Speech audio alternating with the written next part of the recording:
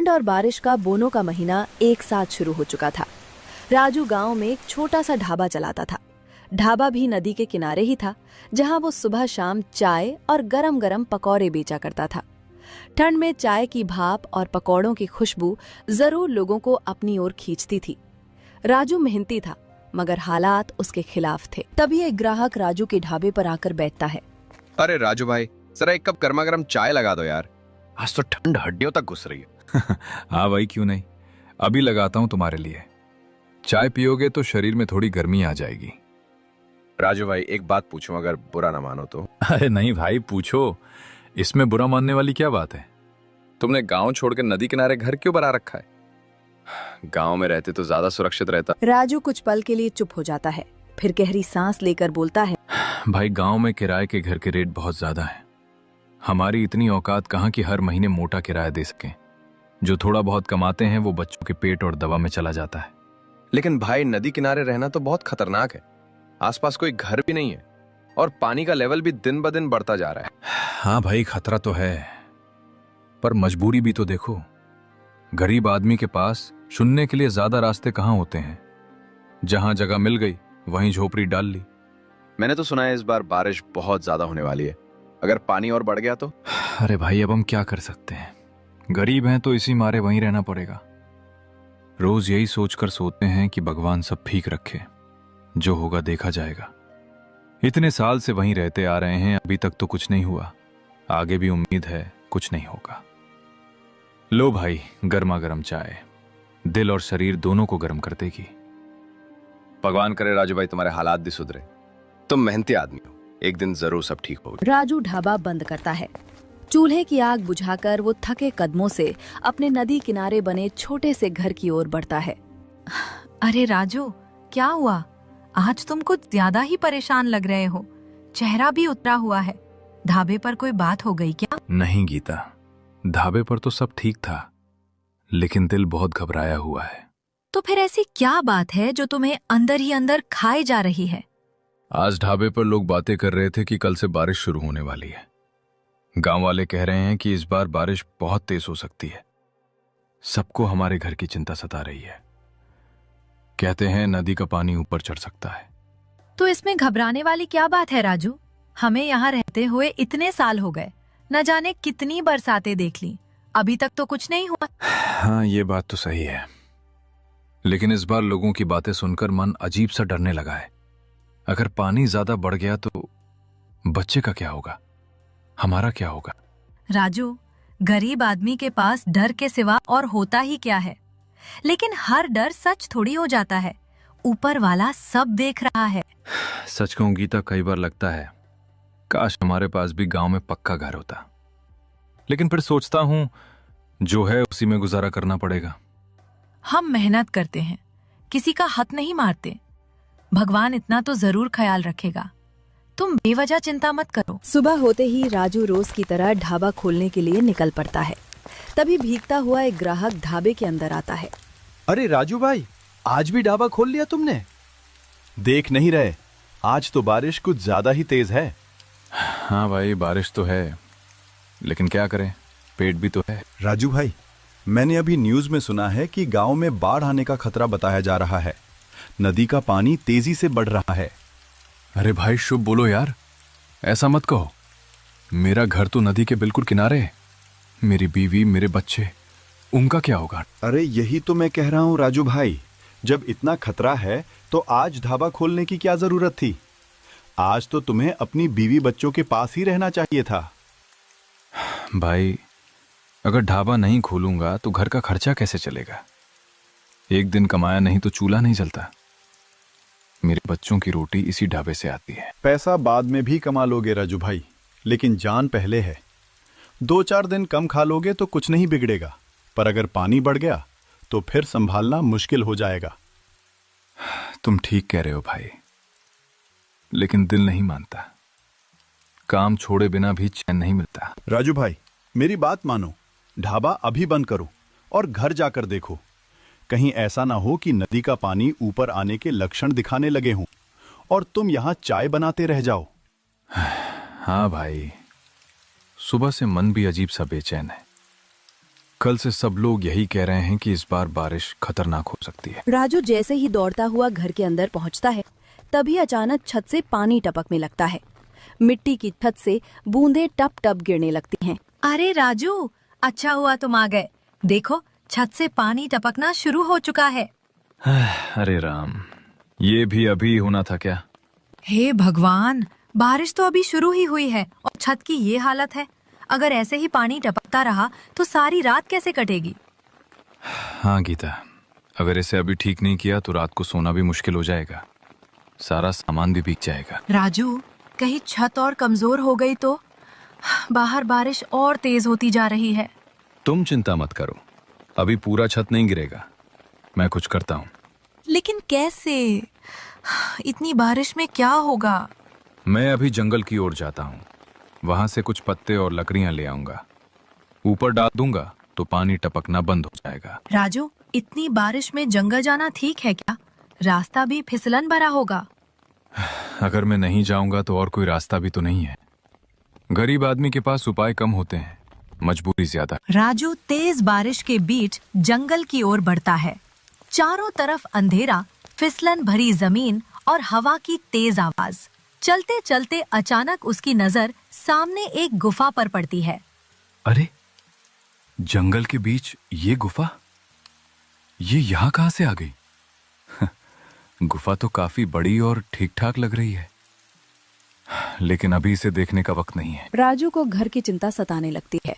राजू इधर उधर देखकर सूखी लकड़ियां और पत्ते इकट्ठा करता है। बारिश में भीगते हुए वो लकड़ियों का गट्ठर उठाता है और जल्दी जल्दी घर की ओर निकल पड़ता है। घर पहुंचते ही राजू बिना देर किए छत पर चढ़ जाता है। गीता नीचे से घबराई हुई देख रही होती है। राजू छत पर लकड़ियां और पत्ते जमा देता है। कुछ देर बाद छत से टपकता पानी धीरे धीरे बंद हो जाता है।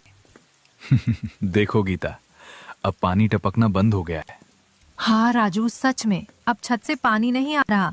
कम से कम रात तो कट जाएगी। अब हमें चिंता करने की कोई जरूरत नहीं है। राजू, छत की समस्या तो अभी के लिए ठीक हो गई, लेकिन मुझे यहाँ रुकना ठीक नहीं लग रहा। बारिश और तेज हो गई तो नदी का पानी बढ़ सकता है। हाँ गीता, तुम ठीक कह रही हो। मेरा मन बहुत घबरा रहा है। हमें जल्द से जल्द यहाँ से कहीं और जाना चाहिए। कुछ दिनों के लिए ही सही, गांव में कोई घर किराए पर ले लो। तुम चिंता मत करो, मैं 1-2 दिन में गांव में घर किराए पर ले लूंगा। बच्चों और तुम्हारी सुरक्षा सबसे पहले है। राजू सिर हिलाकर बाहर निकल जाता है।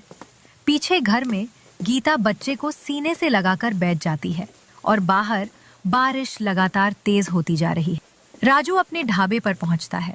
बारिश अब पहले से कहीं ज्यादा तेज हो चुकी होती है। तभी अचानक एक ग्राहक भागता हुआ, भीगा हुआ और घबराया हुआ ढाबे में घुसता है। अरे राजू भाई, तुम यहाँ क्या कर रहे हो? अभी तक ढाबे पर ही हो? क्या हुआ भाई, इतनी घबराहट क्यों? बारिश तो है, लेकिन तुम ऐसे क्यों भागते आ रहे हो? राजू भाई, देर मत करो, जल्दी से यहाँ से निकलो। नदी का पानी बहुत तेजी से ऊपर उठ गया है। अरे भाई, ये कैसी बातें कर रहे हो? मैं तो अभी थोड़ी देर पहले ही अपने घर से होकर आया हूँ। इतनी जल्दी नदी का पानी कैसे बढ़ सकता है? राजू भाई, तुम नहीं समझ रहे। गांव के दूसरे हिस्से में पानी भरना शुरू हो गया है। लोग अपने अपने घर छोड़कर ऊंची जगह की ओर भाग रहे हैं। क्या क्या सच में? हाँ भाई, और तुम्हारा घर तो बिल्कुल नदी के किनारे है। अगर अभी नहीं गए तो बहुत देर हो सकती है। हे भगवान, मेरी गीता, मेरा बच्चा। मैं तो अभी छत ठीक करके आया था। छत बाद में देख लेना राजू भाई, पहले जान बचाओ। पानी का बहाव बहुत तेज हो गया है। राजू जल्दी जल्दी ढाबे का सामान छोड़ देता है। राजू पूरी ताकत से बारिश और पानी से जूझता हुआ अपने घर की ओर बढ़ता है। जैसे ही वो पास पहुंचता है, उसका दिल बैठ सा जाता है। गीता अपने छोटे से बच्चे गोपी को पकड़े हुए घर के बाहर खड़ी होती है। राजू, अच्छा हुआ तुम आ गए।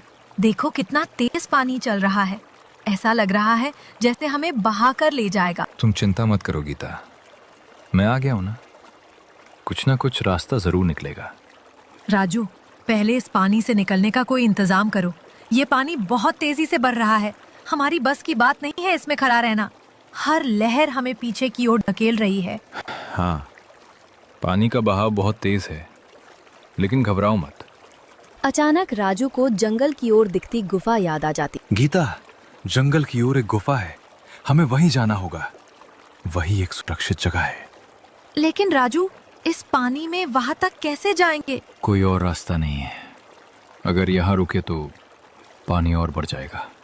गीता, गोपी को मुझे दे दो, मैं उसे संभाल लूंगा। अचानक एक तेज लहर आती है। सब कुछ पल भर में बदल जाता है। गोपी का हाथ छूट जाता है। मेरा बच्चा गोपी! गीता, अब कुछ नहीं हो सकता। हमें यहाँ से निकलना होगा, नहीं तो हम भी। तुम कैसे बाप हो राजू, जो अपने बच्चे को नहीं संभाल पाए? गीता, ये समय गोपी को ढूंढने का नहीं है। अगर हम यहाँ रुके तो ये पानी हमें भी बहा ले जाएगा। नहीं राजू, मेरा बच्चा। गीता, मेरी बात सुनो, हम थोड़ा आगे निकल जाएंगे।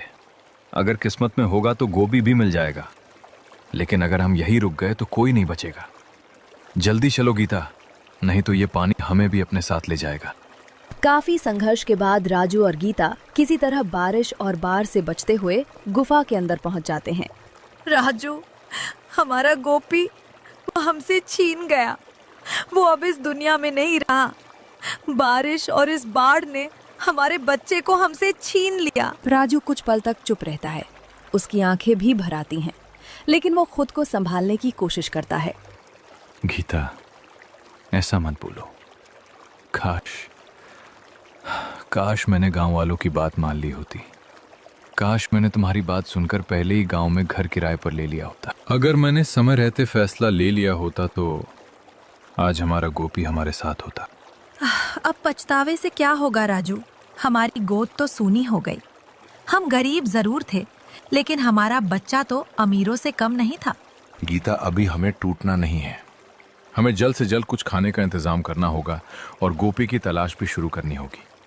तुम अभी भी उम्मीद कर रहे हो राजू? हाँ गीता, हो सकता है पानी के बहाव में वो थोड़ा आगे जाकर रुक गया हो। क्या पता किसी गांव वाले ने उसे देख लिया हो, किसी ने उसे बचा लिया हो। हाँ, हो सकता है। पानी तो गांव की साइड जा रहा था। क्या पता किसी के घर के पास पहुंच गया हो। जब तक हम खुद देख नहीं लेते तब तक हार नहीं मान सकते। एक पिता का दिल इतनी आसानी से कैसे मान ले कि उसका बच्चा चला गया। राजू, अगर हमारा गोपी कहीं जिंदा है तो हमें उसे ढूंढना ही होगा। हाँ गीता, सुबह होते ही हम बाहर निकलेंगे, गांव की ओर जाएंगे, लोगों से पूछेंगे। जब तक आखिरी उम्मीद बाकी है हम तलाश नहीं छोड़ेंगे। सुबह होते ही आसमान साफ हो जाता है। रात की डरावनी बारिश और बाढ़ अब शांत हो चुकी होती है। वे दोनों गांव की गली में आगे बढ़ते हैं। तभी सामने से एक आदमी बच्चे को गोद में लिए आता दिखाई देता है। गीता की नजर अचानक उस बच्चे पर पड़ती है। राजू, वो देखो, वो गोपी। मेरे बच्चे, तुम ठीक हो ना? तुम कहाँ चले गए थे? तुम्हें ढूंढते ढूंढते हम मर ही गए थे। गोपी बेटा, भगवान का लाख लाख शुक्र है, तू सही सलामत मिल गया। रहीम भाई आगे बढ़ते हैं। अरे बहन, ये बच्चा तुम्हारा ही है क्या? हाँ भाई, यही हमारा गोपी है। कल रात तेज बारिश और बाढ़ में ये बच्चा मेरे घर के दरवाजे तक बहता हुआ आ गया था। बहुत घबराया हुआ था, रो रहा था। मैंने इसे पकड़ लिया और अंदर ले जाकर सुरक्षित रखा। भाई साहब, आपका बहुत बहुत धन्यवाद। अगर आप ना होते तो आज हमारा बच्चा हमसे छीन जाता। आपने हमें दोबारा हमारी दुनिया लौटा दी। धन्यवाद की क्या बात है बहन। मासूम बच्चे तो भगवान का रूप होते हैं, उन्हें बचाना तो हर इंसान का फर्ज है। अच्छा हुआ तुम्हें तुम्हारा बेटा सही सलामत मिल गया। भाई, आज मैंने एक बड़ा फैसला कर लिया है। अब मैं अपना घर गांव में ही लूंगा। चाहे थोड़ा कम खाना पड़े, चाहे मेहनत ज्यादा करनी पड़े, लेकिन अपने परिवार की जान से बढ़कर कुछ नहीं। हाँ राजू, अब हमें सुरक्षित रहना है। भगवान ने हमें दूसरी जिंदगी दी है। बहुत अच्छा फैसला है राजू भाई। परिवार सुरक्षित रहेगा तो सब ठीक हो जाएगा। तो इस कहानी से हमें ये सीख मिलती है कि जीवन में फैसले लेते समय सिर्फ अपनी मजबूरी नहीं, बल्कि अपने परिवार की सुरक्षा और भावनाओं का भी ध्यान रखना चाहिए। नदी किनारे घर होना बारिश के समय बहुत खतरनाक साबित हो सकता है, क्योंकि थोड़ी सी लापरवाही। अगर आपको ये कार्टून स्टोरी पसंद आई हो तो मैकवर्ल्ड को अभी सब्सक्राइब करो, वीडियो को लाइक शेयर करो और कमेंट जरूर करना।